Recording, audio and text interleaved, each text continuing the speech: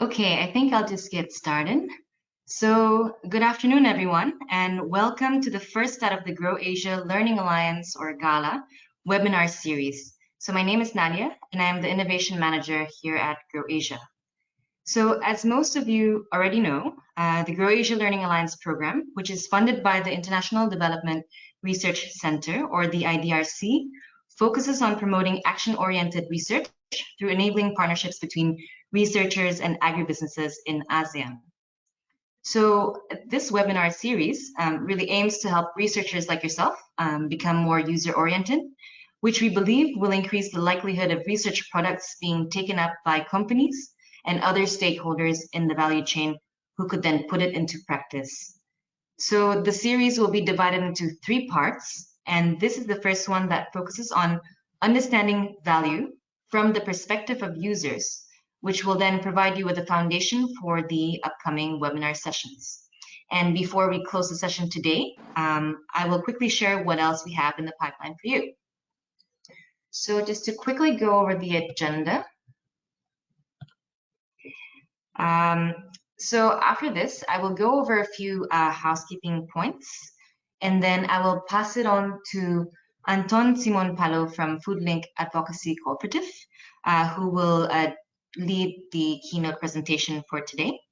And then we will jump into a question and answer session.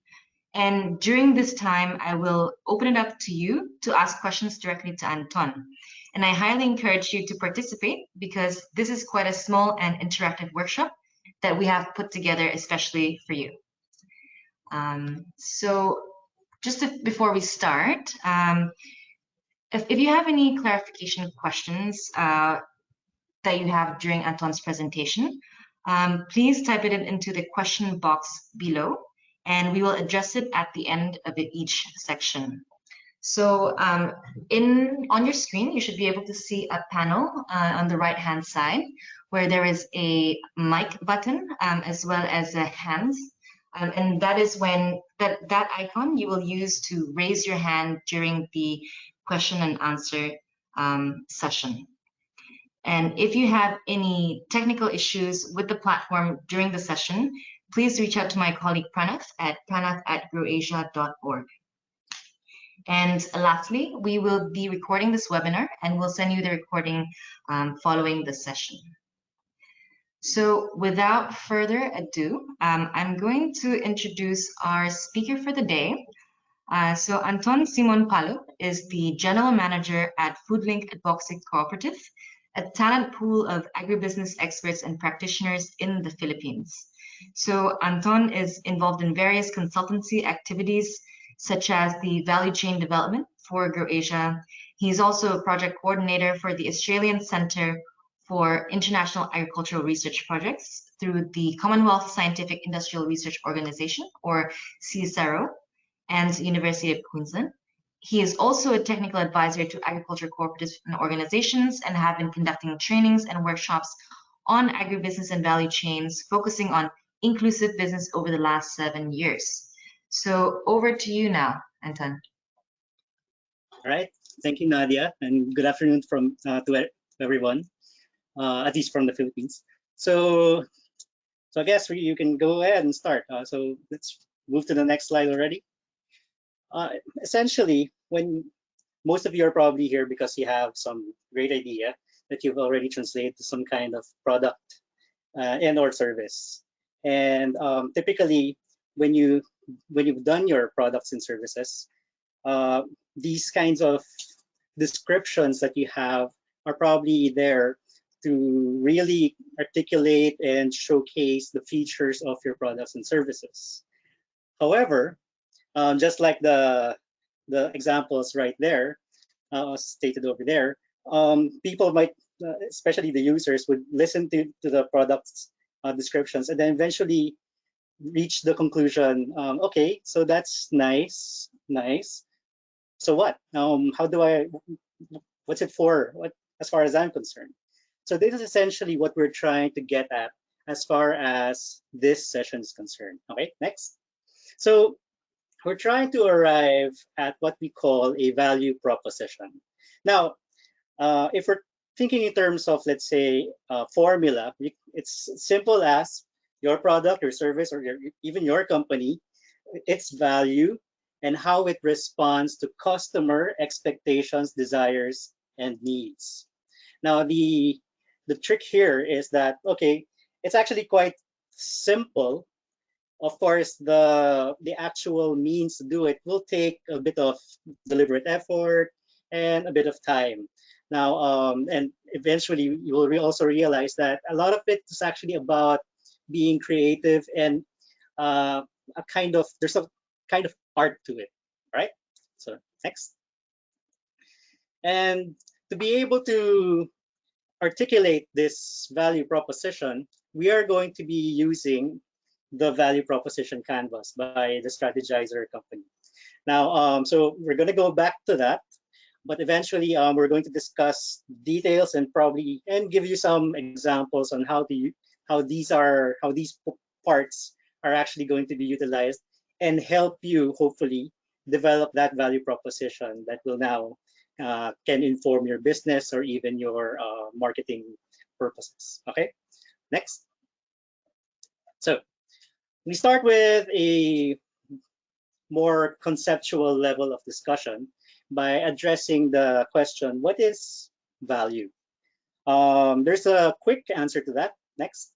And usually when value is discussed, it's defined as such. Value is the amount of money a customer is willing to pay for a product or service. Now, take note, willing to pay. Willing to pay suggests that it is something other than price. Okay, so and we can demonstrate that later on. But before we move on, I would like to pick your brains a bit with a thought experiment. Next. So let's say you are in a situation wherein you received a message. Let's assume that everything's true. Okay, there's no trickery here. Everything is absolutely true. Everything is real. And let's say in this hypothetical scenario, you receive a message stating that you won 5,000 US dollars. And but to verify that you are actually the recipient of this $5,000 reward, you have to reply to the message. Now, apparently, as soon as you receive that message, your phone doesn't seem to be working, and you need to reply within 2 minutes, so you're on time pressure, etc. And you can't seem to resolve the connectivity concern. Now, assuming you have your friend, and let's say this is your best friend in the world, and your friend says, "Well, actually, I have connectivity, I have a connection, I can deliver that message for you, but you have to pay me $3,000."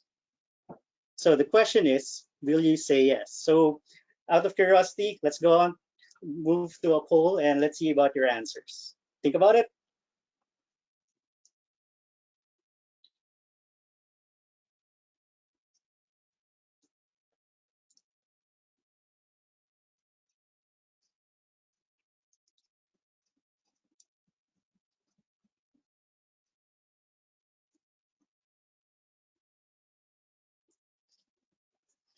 All right.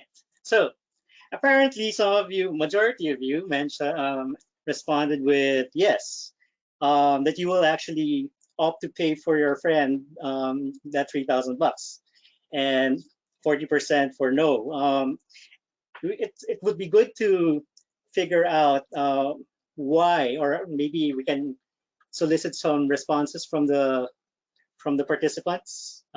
Someone who answered yes, someone who answered no.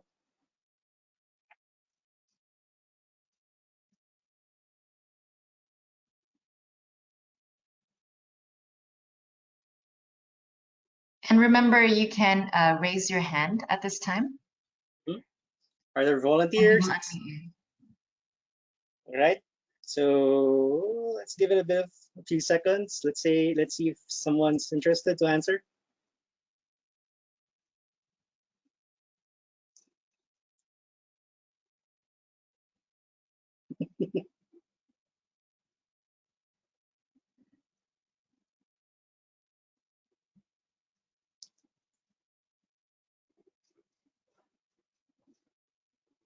So I see some responses in the question box. Okay, you can just read them. John, would you like to respond directly? Yeah. I've unmuted you, John. Sorry, okay, I'm online. What did I said? I would take the $2,000 now and get revenge on my ex-friend later. All right. Why would you do that? Why? It seems quite unfair. The friend is taking advantage of me, that he wants to take more of that prize. I mean, I would actually be tempted to not get him to send the code, and then I would lose, but he wouldn't get an advantage. But anyway, at least in this case, I'll take what I can get, but I would not be happy about that. Yeah. All right. That is, thank you for that response. Actually, that's very interesting, because the idea here is that suddenly this message, which initially does not really have any kind of tangible amount, did actually have some kind of value. And now we're in a situation where we're actually debating within ourselves, and even thinking about, wait, how much do I actually, you can actually think of in terms of how much do I value my friend?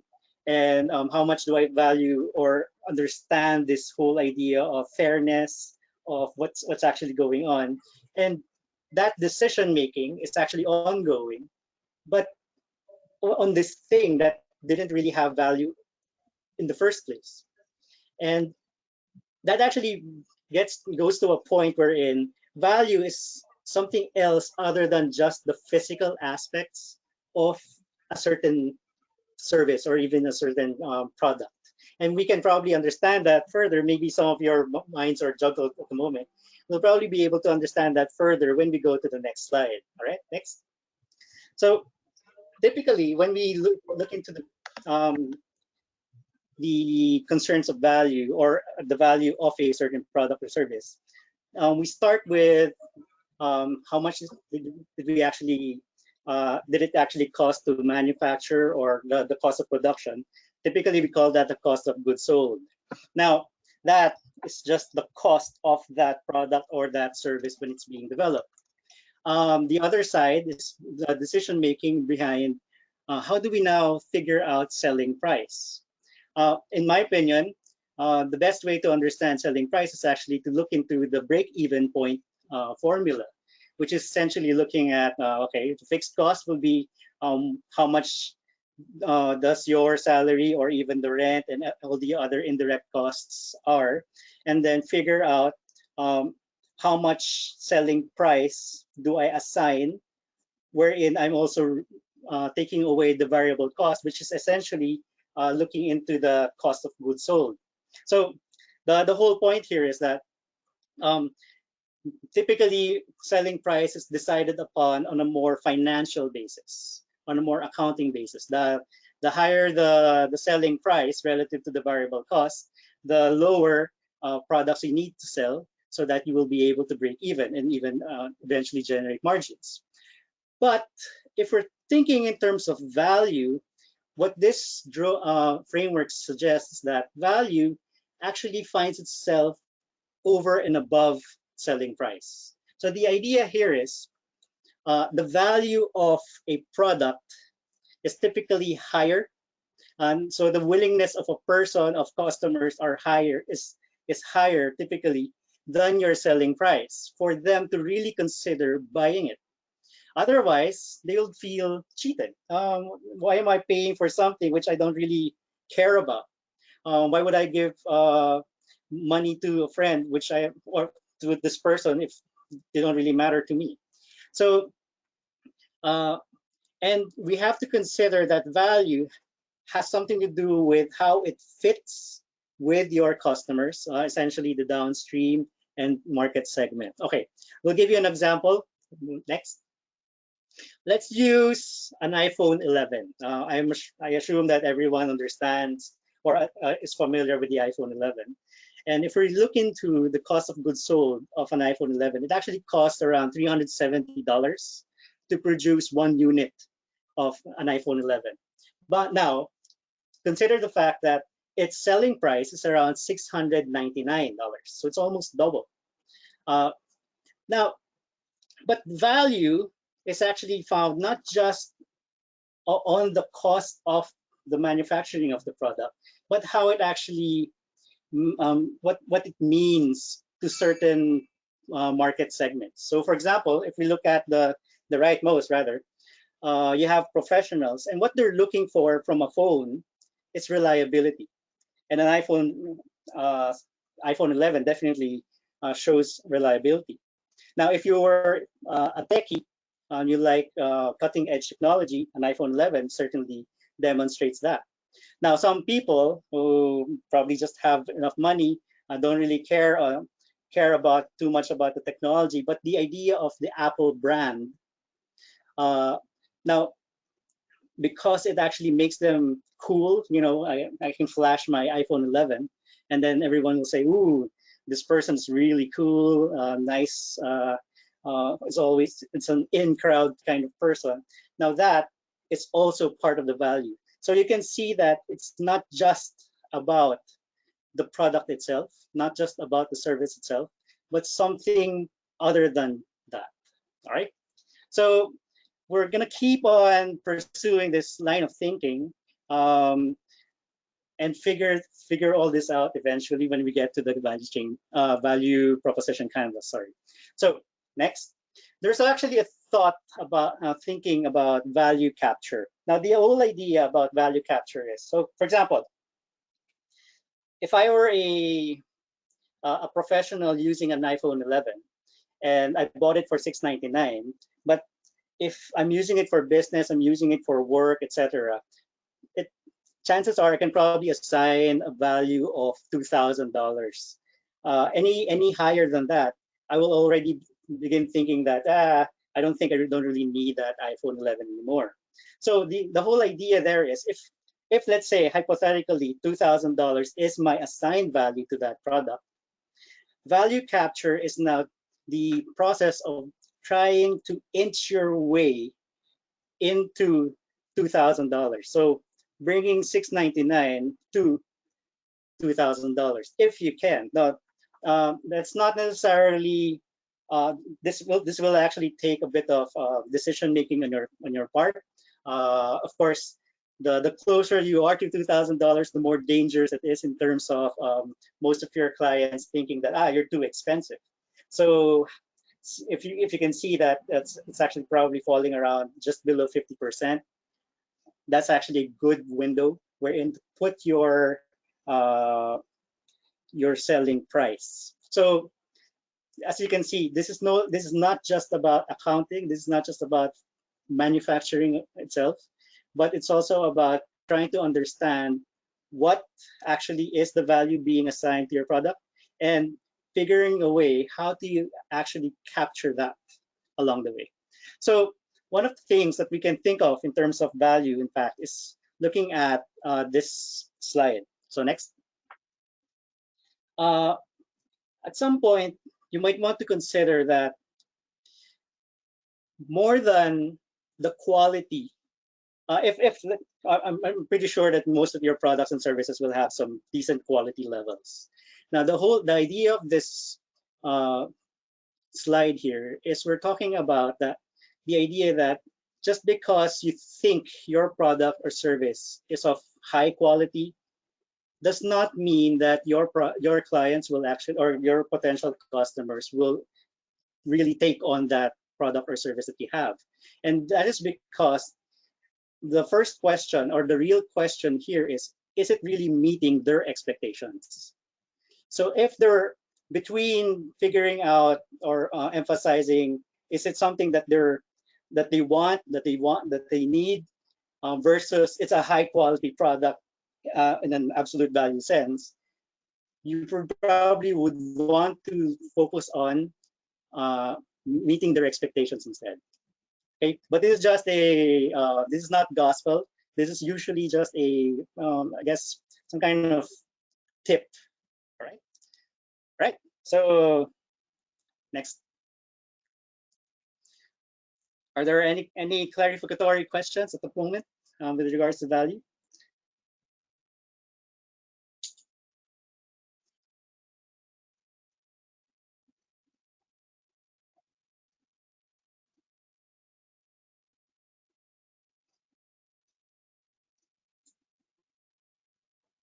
Okay, So, no? Anton, I do have a question for you. All right.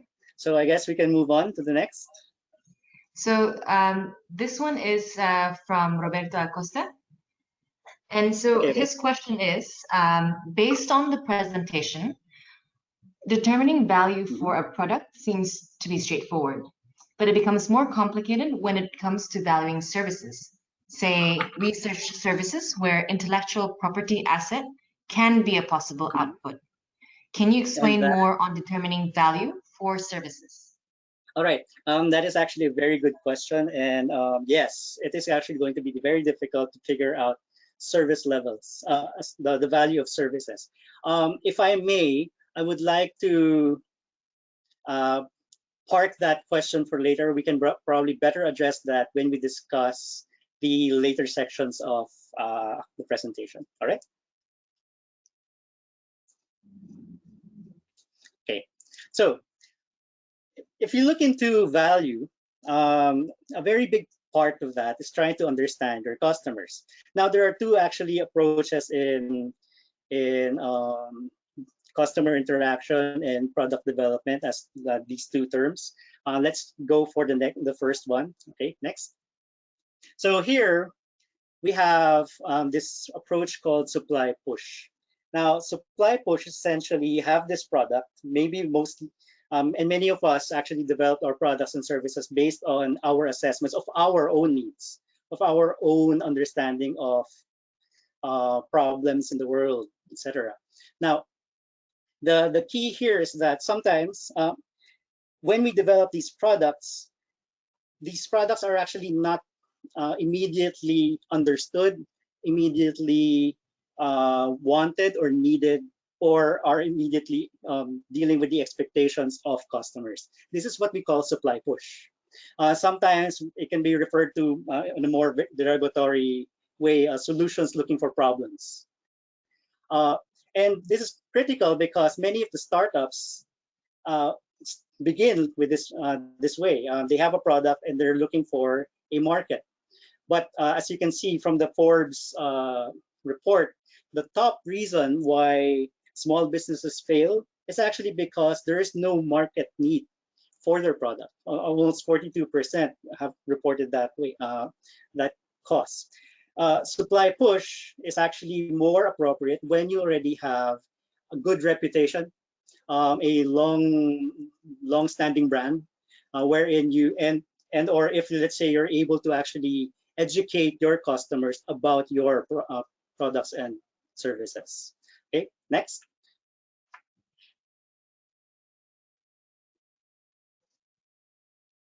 So more than supply push, what we probably want to pursue, at least for these purposes, is demand pull. And the whole idea of demand pull is that the developer responds to the specific concerns of the customers.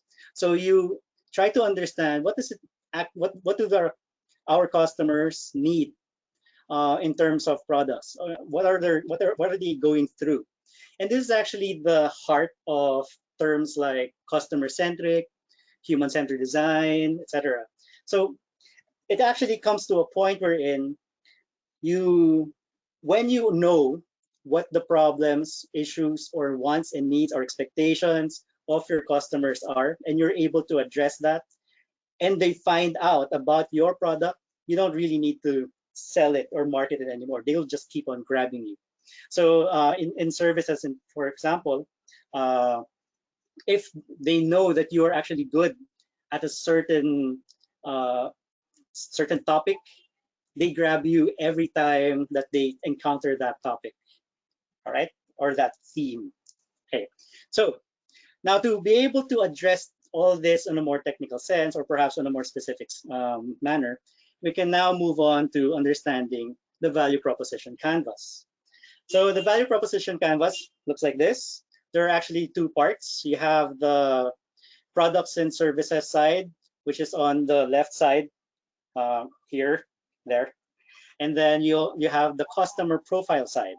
So let's try to understand these parts bit by bit. Next. So actually, my advice and recommendation is actually to start with the customer profiles first. And in here, we're trying to understand three things.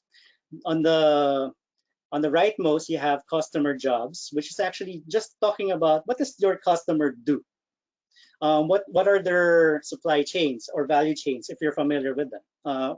What are their workflows? What are their needs in terms of well, actually more of their functions and roles. And at the same time, you can probably figure out if they have targets and goals. Let's say if you're looking for commercial buyers, they typically have targets. Let's say we need to reach this much sales at this point. That's actually a key information in trying to understand these commercial level clients. If you're talking about farmers, what are the seasonality patterns that they have? What are the schedules for the cropping, for the crops, etc. Now, gains are looking at what are their expectations and benefits, or even the desires that comes or stems from your product, from a product. So here, it's better to consider now what are the potential direct benefits that your products and services will hit as far as their targets are concerned. Now, it's also important to consider above and beyond the product and service, the technical side, the hardcore business side, is actually a more relationship approach. So there is that social, emotional, sentimental benefit. Now with pains, we're now going to look into what are their problems, what are the risks that they encounter, and what are they trying to avoid. Okay, so next.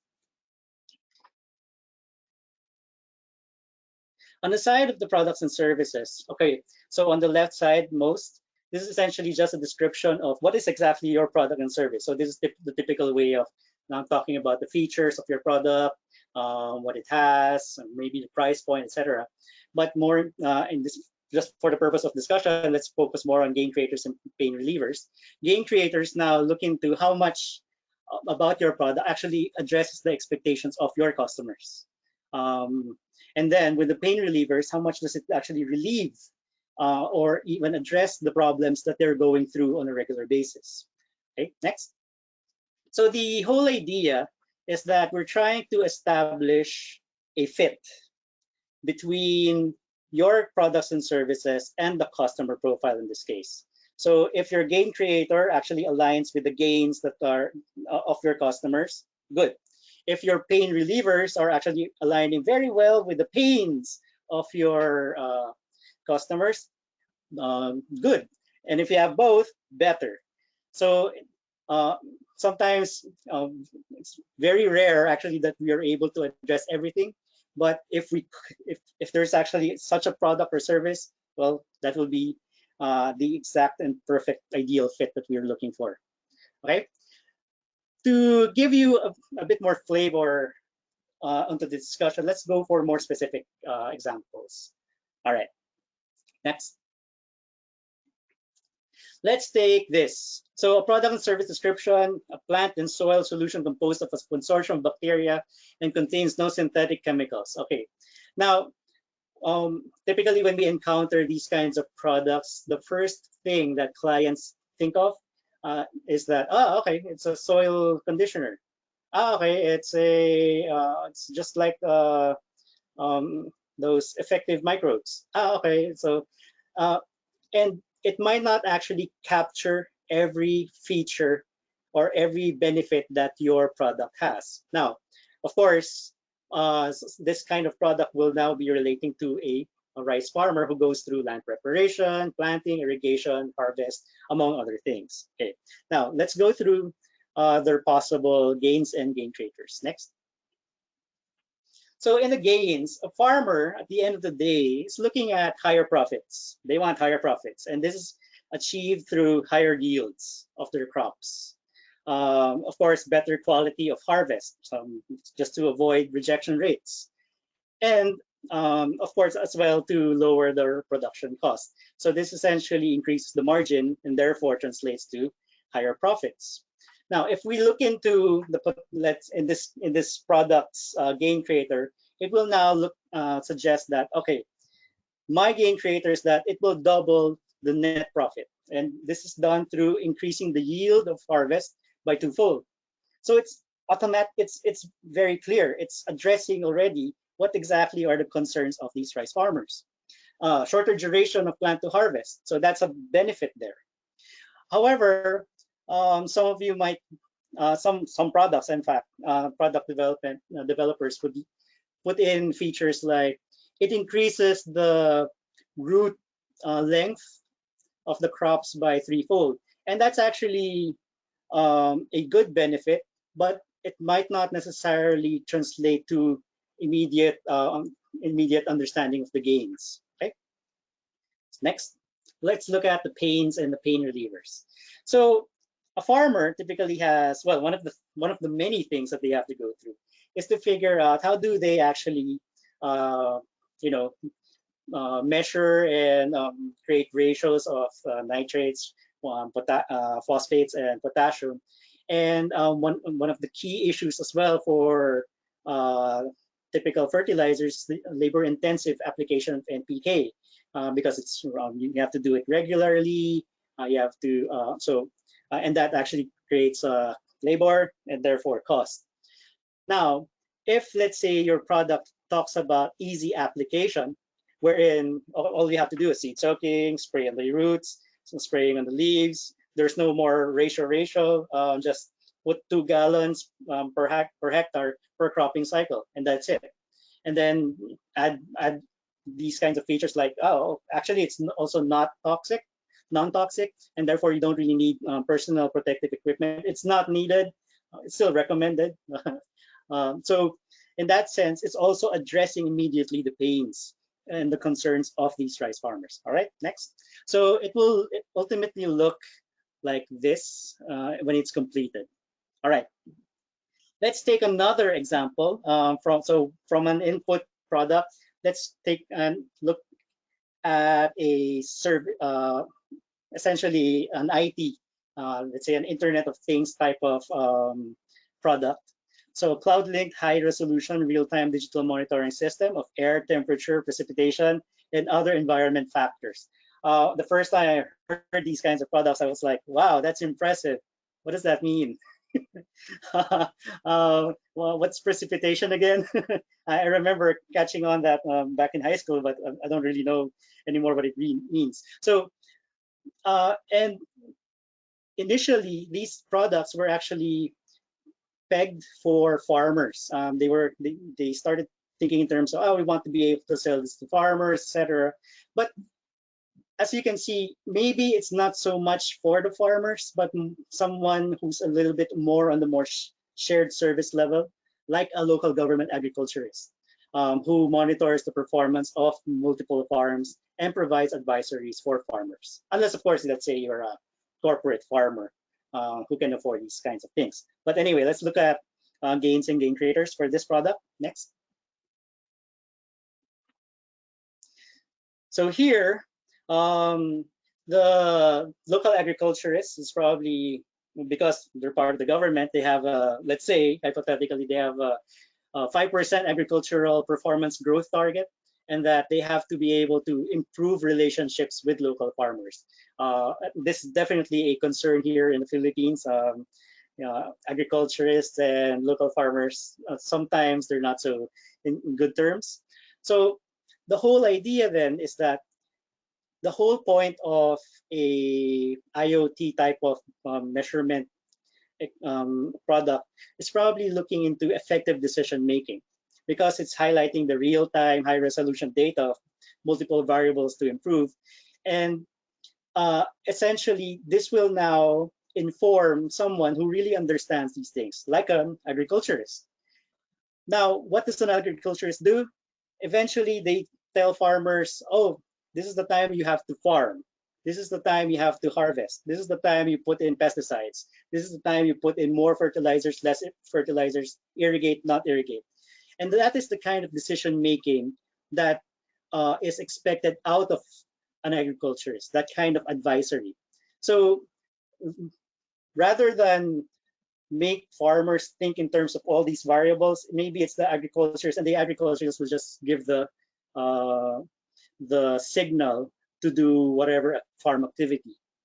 And that actually now improves, to a certain extent, the relationships with farmers, because it actually increases the relevance. Okay, for the pains and pain relievers, next. Now here, many features will also look into the plug and play aspect, that it's actually easy to install, etc. Now, depending on your customers, some of them might actually, if you start understanding their backgrounds, they probably they shy away from technology, mostly because when they start using the technology and starts to break down eventually, they don't know what to do. So actually, more than the plug and play aspect of the pain relief here, it's the after sales services. So as you can see, it's no longer just about the product itself. It's now about a relationship that extended after the product has been sold. So this kind of after sales services actually is one of the key things that are being looked at for technology products, right? Next. Okay, so again, more complete picture for everything. Okay, next. So now, depending on how you intend to run your business, let's say your strategy, etc., you may want to opt for a one-size-fits-all or a more customized approach. And this is actually where it relates to services, to address the service question earlier. So if you have a product, is it something that you want to be able to sell to everyone, and it's just one product for the whole market, or is it something that has to be customized? So if you can see, if it's a one size fits all, it's really just a very generic and very general kind of customer profiling that you will do. But if it's a customized thing, then you might actually have to do profiling on an individual or segment per segment type of basis. In which case, this will now lead us to a poll. So would you prefer one size fits all or customized? Just out of curiosity, let's try to do this. All right.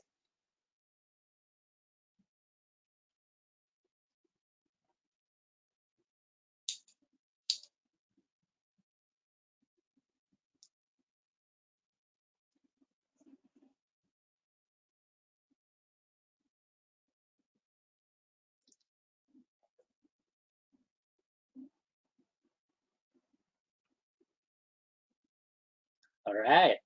So it looks like many of you have opted for a customized approach. And now, this does not mean that a one size fits all is bad.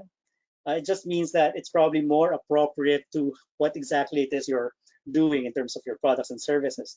So in which case, if we can probably get responses from, ideally one from each, what do they think in terms of the advantages of a customized service over the other,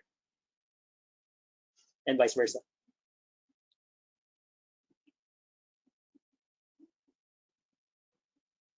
Roberto Acosta, I see that you've raised your hand. We are now going to unmute you. Yeah, well, I voted customized because customers, each customer has his or her own unique needs, expectations, and preferences. So not unless you are able to address those, then I think that's the only time that you can expect, I would say, a sale. So that's my short answer to the question. Hello.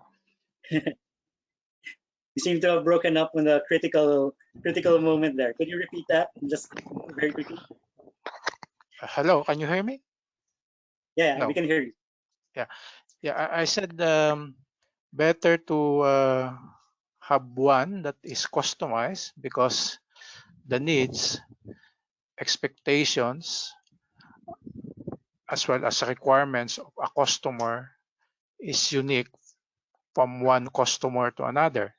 So to be able to to ensure a sale, then better to focus on the specific needs of that particular customer rather than having a shotgun for all possible customers that you can deal with.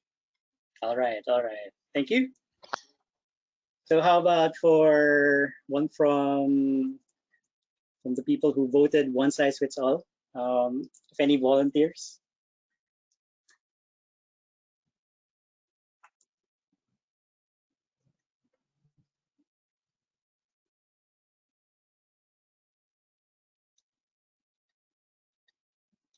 John, I see that you've raised your hand again.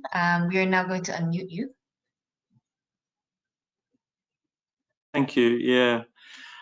Well, I am actually trying to develop a product where one size will fit all. So I think for me, it's important you clearly define the customer need that you're going to meet. So I'm not going to try to meet all the customer needs. And I am going to try and develop a product that very clearly and well meets a narrow sort of range of those needs. So I see it having value for the users in that way. All right. Now, just to thank you for your answers. Just to be clear, it's not so much that customized is better than one size fits all or the other way around. It's more about what is the objective of your business anyway.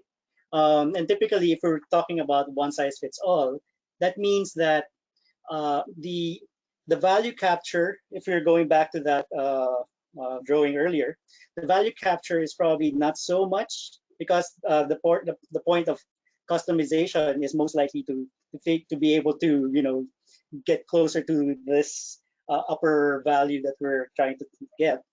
But a one size fits all will be talking in terms of volume of sales. So with a customized, because it takes actually a lot more effort, you want to be able to, and a lot of effort and resources, it actually forces you to consider less volume in terms of product delivery or even service delivery. But if you're doing a one size fits all, then as long as there's sales, the idea is to be able to sell as many of it as you can. All right. So it really depends on your strategy and on your approach, and of course in your product or service. Right. Next. So what we're going to be dealing with right now, okay. So I guess if we have clarificatory questions before we move on.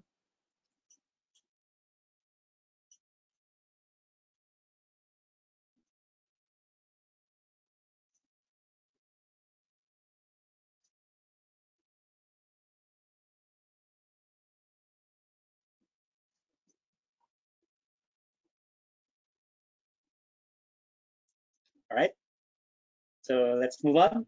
Okay, next.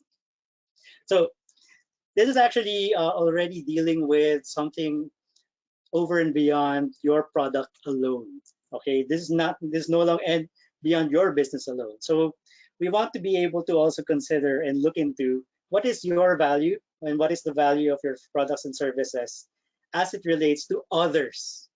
So, and this is the point of competitive advantage. So very quickly, let's just go through the definition perhaps. Okay, competitive advantage.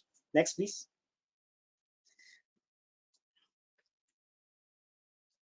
Although not exactly a definition, maybe more of an understanding of competitive advantage. So this is more about being more of value than your competitors. Now, a key thing about competitive advantage is looking at the idea of substitution rather than just actual competition. Let's say if you're looking in terms of let's say you have a product, in this case, let's say an IoT weather measurement system, And then a similar product will obviously be another weather measurement system. But if we look into substitution, now the game starts to change. Try to consider the example written here. So a real estate company directly competes with other real estate companies, obviously. So someone who's selling a house will be competing with another company who's selling a house. However, you have to consider that a real estate company has a lot of substitutes. Real estate companies also compete against automobile companies, insurance companies, mutual funds, all those investment opportunities, and anyone who will try to get a large share of your customers spending money. If you really think about it, once you buy a car, it makes it very difficult for you to purchase a house. If you're investing a lot of your money into mutual funds, etc., then you're not able to purchase property or perhaps an automobile, unless of course you're, very rich. In which case, this is not really a good example for you.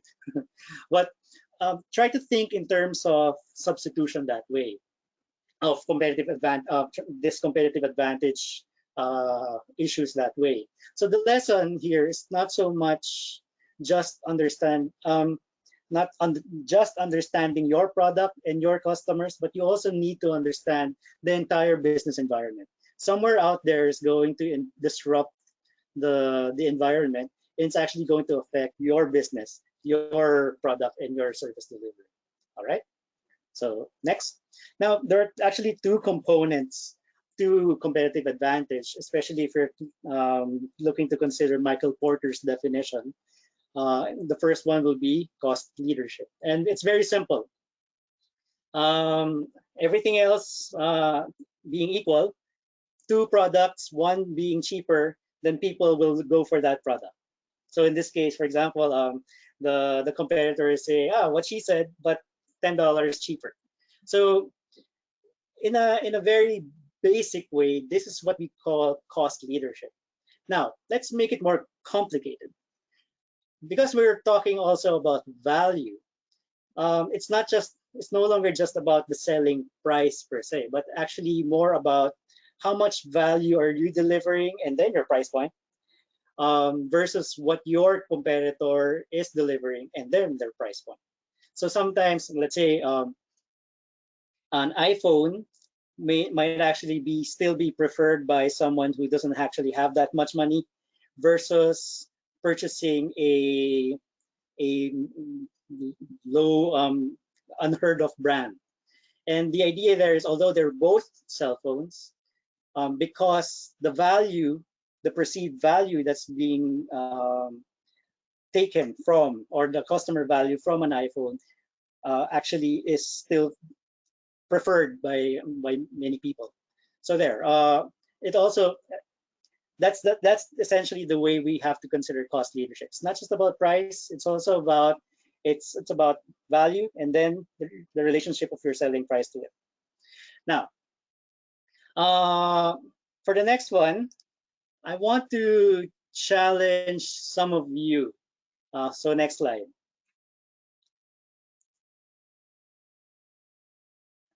Here we have fried chicken. Okay, so you can see fried chicken is fried chicken is fried chicken. All right. Now, I want to be able to solicit some answers, or at least some responses to my challenge of sell me your fried chicken.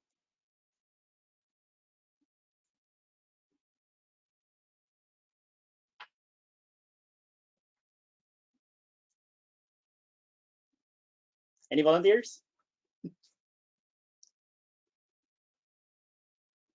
Roberto, I see that you have your hand up again. We are going to unmute you now. Since this is food, I will let you have a taste test so that you can find out that my fried chicken is better over the competitor's fried chicken. So you're going to rely on taste testing. All right, all right. Any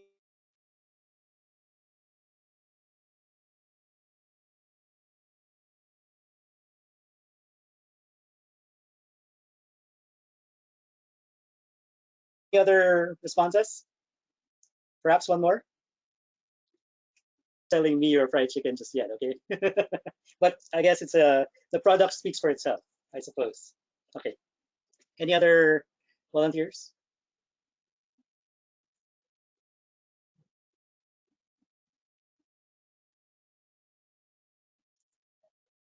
We don't have any takers as of now, Anton. Maybe let's move on and maybe continue the discussion during the panel. All right, all right. Okay. So one of the key things about being able to sell your, in this case, fried chicken, is that if you heard the phrase better or the word better from Roberto's response, Roberto, I actually would want you to be able to rephrase that or consider stating it in a different way. And this is actually where the next slide comes in. The next part of competitive advantage is actually about differentiation. Now, so Anton, we have Gabby has her hand up. I think she would like to make a quick comment on the okay. fried chicken example. Okay, go. Yeah, hello? Hello? Just wanted to mention that the chicken is from ethnic minority and it's grow free, not in a cage for my chicken. Aha, all right. So your chicken is grown from ethnic minorities and is free range. All right. So we'll take those two responses and then let's move to the next slide, please. So when we start describing, again, differentiation, and this is essentially referring to a product or service uniqueness in the market. You want to be able to emphasize and be able to articulate what makes your product unique. Now, try to understand this. We're looking at uniqueness because if we're talking about better is different depending on who you are talking to. So, for example, I find KFC, Kentucky Fried Chicken, better than the fried chicken of McDonald's. But someone out there will consider the other way around, think about the whole issue the other way around. So better is not a very specific way of addressing what makes your product valuable. Now, if we're looking into uniqueness and you're able to actually understand your product's features, product's descriptions, and then essentially if you're able to articulate its value proposition as well, then eventually you're able to highlight the difference of your product to the other products. And what that means is that it becomes closer to the needs of your customers. So differentiation is also about uniqueness, but in this case, it's also pointing towards your customers' expectations. All right. So just so that in this case, again, for example, with the second response, ethnic minority grown, free range. Not all fried chicken are like that.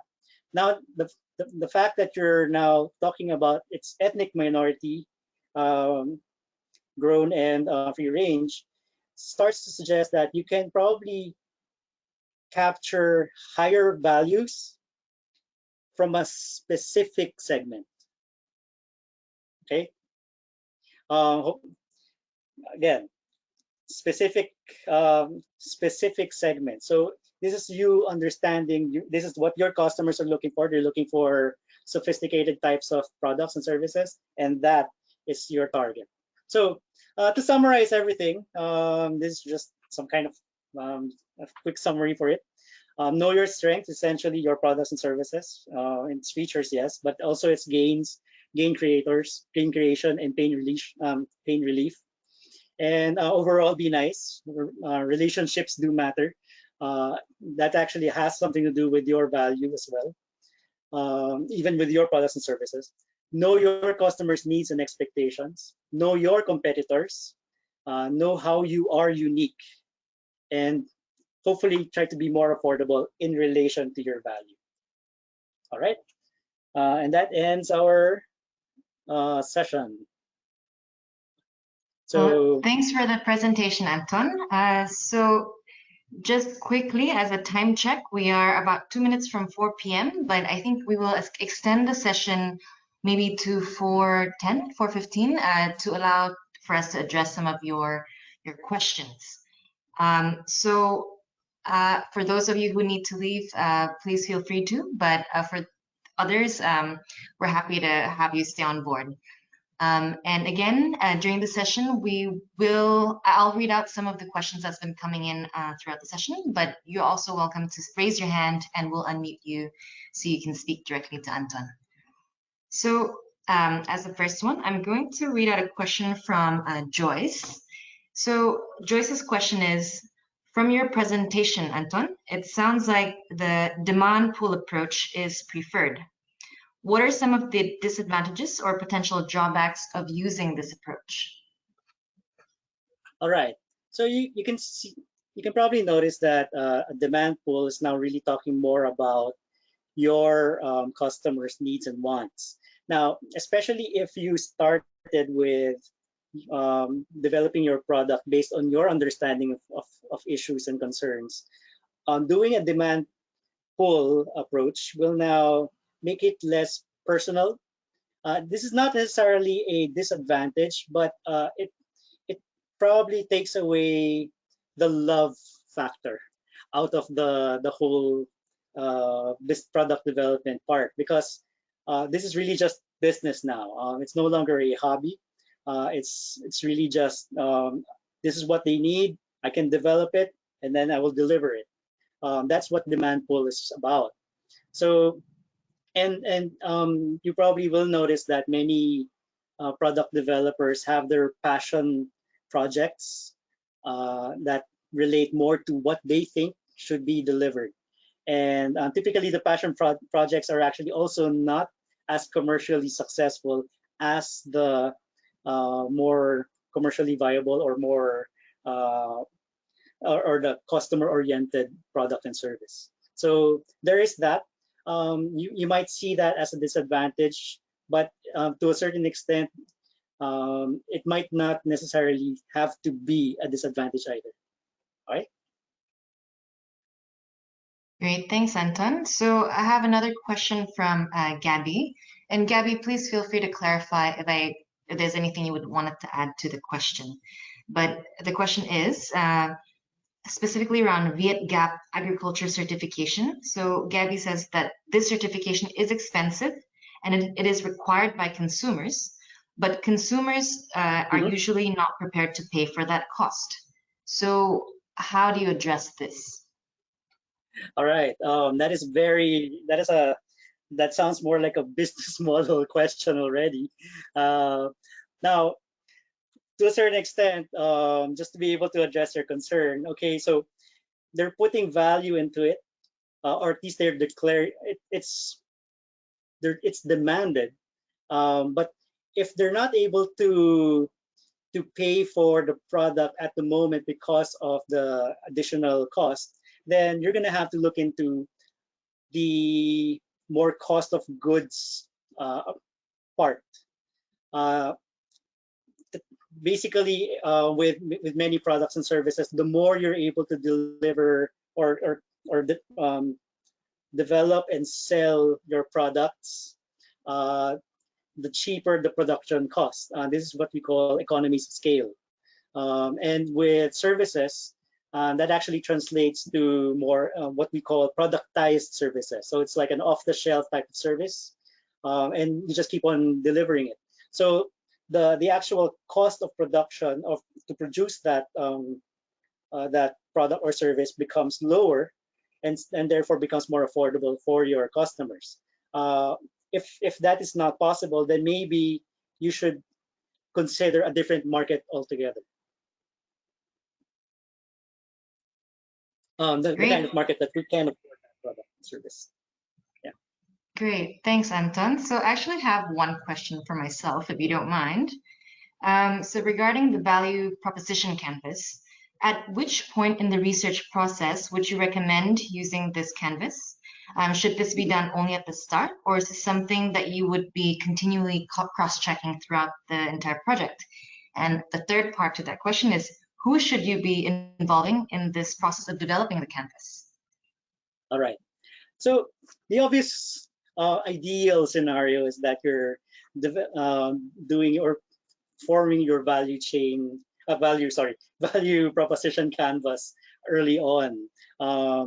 But because you want to be able to understand what your intended customers are, you probably have an idea of what your product is already, based on your expertise and your research backgrounds, perhaps. And so more or less, that should inform you already of, this is my target market. These are my potential customers.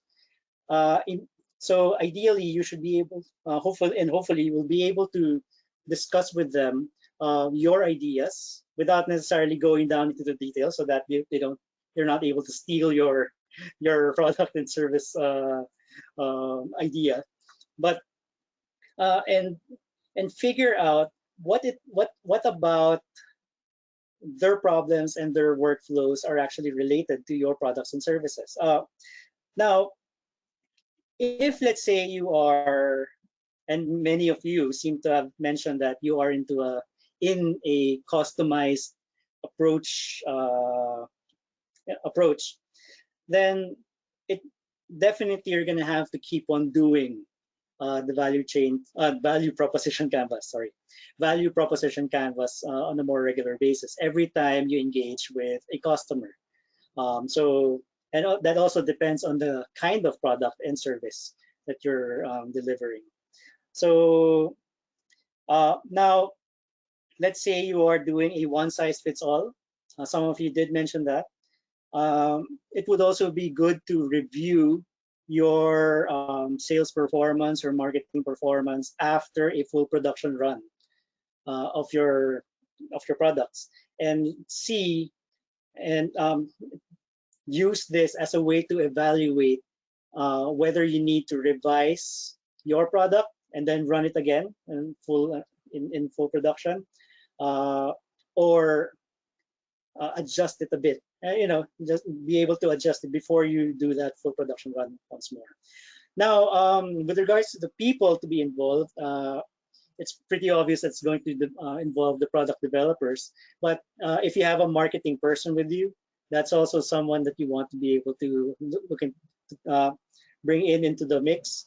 As you can probably see, a product development plan and then a marketing plan. If you look at what's in the middle, that is most likely where your value proposition canvas comes in, because it's actually a link between the product and how it relates to your customers ultimately. Now, definitely you're gonna have to involve the CEO, whoever is the face, because this value proposition is going to be articulated repeatedly again and again every time the CEO does his or her negotiation out there. All right. Great, thanks, Anton. So we will take one more question, and I see that Vijay has his hand up, so we're going to unmute you now, Vijay. Okay. Okay, thanks, Nadia. Hi, Anton. Thank you for sharing your valuable knowledge and insights on value. My question is this: what could be some possible ways by which we can measure and estimate the assigned value to our products? Okay. Now, the measuring value, ultimately, there's a challenge there wherein we want to be able to monetize this value. Monetization is signing. For example, earlier I mentioned that my view of iPhone 11 is probably around $2,000 US, but that's just a hypothetical figure in my head. That is monetization of value. Now, to do that, one, you might want to consider benchmarking your product against a similar product or service that's existing out there. So if you're not exactly a first mover, the first, essentially the first person or first company that has this particular product or service, then benchmark your product with them, and that should essentially reveal to a certain extent the price point, but also what the customers are looking for. So you can probably try to see they're looking for something else, and therefore make that assessment. Another way is to benchmark your products and service based on or against a substitute, not necessarily a similar product or service as mentioned earlier, but just to be able to give you a sense that, okay, my services is like this. This service is something like my service. Maybe I can make that as a reference and see and eventually relate to my potential customers how they value that service that they've gone through before. So this is not a definitely it's not going to be very objective.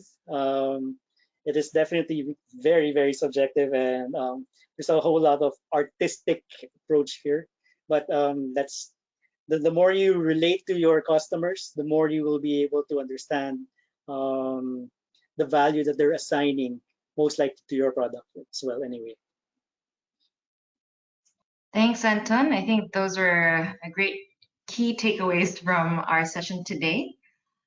So unfortunately, we need to wrap up this Q&A session for now, but if any of you have any additional questions, feel free to email it to me, or you can also ask Anton these questions in our next session. So thank you, Anton, again for the presentation. And yeah, I just wanted to quickly share before we end about our upcoming sessions. So the next one is going to really focus on business models that are available to you as researchers. So we will be discussing the different facets of a business model using the business model canvas, and also discuss how budgeting and creating financial projections is key to ensuring the financial sustainability of your product. So we will have a guest speaker in this next session, but it is still to be determined. Who will be able to share very practical insights around how some of these concepts then translate to their business. And then in the last session, which will be towards the end of May, we will spend most of our time learning from the experiences and insights of our guest speakers in terms of taking an idea from theory to product development and getting those products into commercial markets. So I have already confirmed 2 speakers for that session, who will be able to offer very contrasting viewpoints and approaches in terms of how they have managed to do this process through their own work. So after this webinar, I will send up a follow-up email with a recording of the session, as well as links to sign up for the upcoming webinars. So that is all that we have for today. So on behalf of Grow Asia, I would like to say thank you again for joining us this afternoon and for all of your participation. And we will see you next time.